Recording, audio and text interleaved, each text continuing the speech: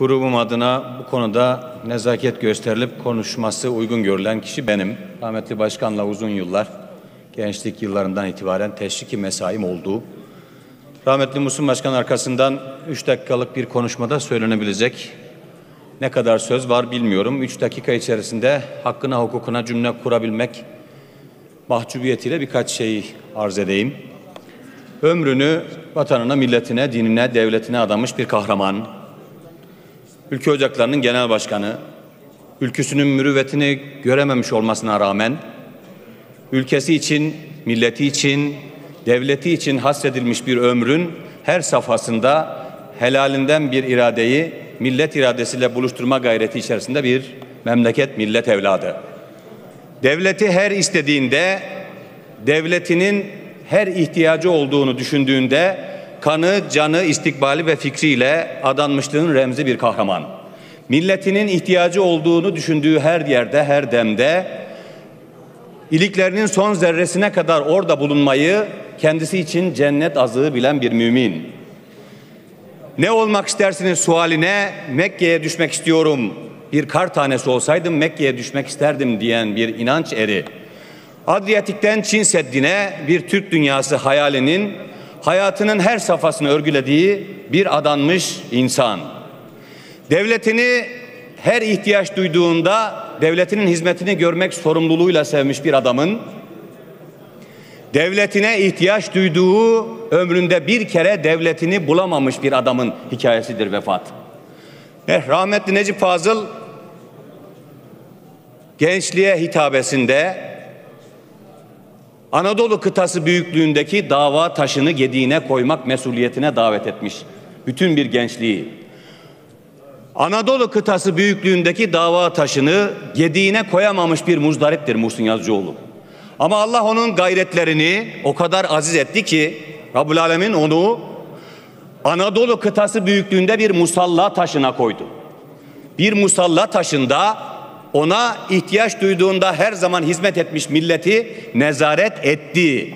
Lakin sahipsiz kaldığı dağlarda benim çok sitemlerimle karışık latifelerimin mevzusu olacak bir ihtişamlı vedanın içerisinde devletini bulamadı. Bir kere devletine ihtiyacı vardı, orada devletini bulamadı. Devletini orada bulamamış olmanın halen sorumluluğu bu meclistedir. Dolayısıyla ben bu 3 dakika içerisinde sadece böyle bir mesuliyeti bu meclisin taşıması gerekliliğine dair bir hatırlatmayı söylemiş olayım. Anadolu kıtası büyüklüğünde bir musalla taşına Enver Paşa adanmışlığıyla gitti. Ben rahmetli Muhsin Başkan'a cümle kurarken hep şöyle derdim. Tayyip Bey, Mustafa Kemal talihli bir adamdır. Mustafa Kemal de çok siyasi talihi yüksek bir adamdır. Sen derdim Enver Paşa talihli bir adamsın. Sen Enver Paşa talihli bir adamsın. Her siyasetin dar geçidinde, her netameli süreçte senin hissene mutlaka bir bardız geçidi düşer derdim. Vedası da yine ihtişamlı, vedası da hüzünle bir karlı dağda oldu. O karlı dağda belki ömrü boyunca hizmet ettiği devletini bir kere görmek ihtiyacı duydu. Orada devlet yoktu. Devlet o gün o karların altında kaldı. Sadece Muhsin Başkan için değil, hassasiyet gösteren CHP'deki arkadaşlarımıza münhasıran müteşekkirim. Devlet meçhulde kalmış işlerin siyasi sosyal komplikasyonları altında ezilmektense her şeyi ortaya çıkarmanın mesuliyetiyle yönetilmelidir. Açıkta kalmış, istişare edilmiş, bilinmiş hiçbir şeyin bize ödeteceği bedel gizlide kalmış olan her şeyin komplikasyonundan daha iyidir. Bedel ödemek, yanlışların hesabını vermek, Tamamlayayım başkanım.